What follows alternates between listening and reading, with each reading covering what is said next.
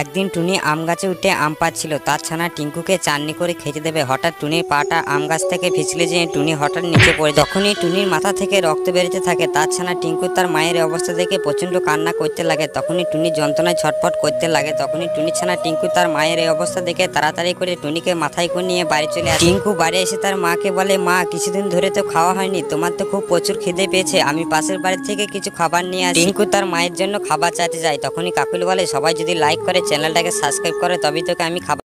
একদিন টুনি তার বাসায় দুটো ছানাকে দেখে খাবার সংগ্রহ করতে যায়। আর ঠিক সেই সময় সেখানে একটা ডাইনি চলে আসে আর তার একটা ছানাকে গপ করে গিলে খেয়ে নেয় আর বলে, আর একটা ছানা থাকুক, এটাকে আমি কাল খাবো। এই বলে সে সেখান থেকে চলে যায়। এরপর টুনি ফিরে এসে দেখে তার একটা ছানা সেখানে নেই। সে তখন বুঝতে পারে যে ডাইনি একমাত্র তার ছানাকে খেয়েছে। এরপর সে আর একটা ছানাকে ডাইনির হাত থেকে বাঁচানোর জন্য একটা বুদ্ধি বের করে।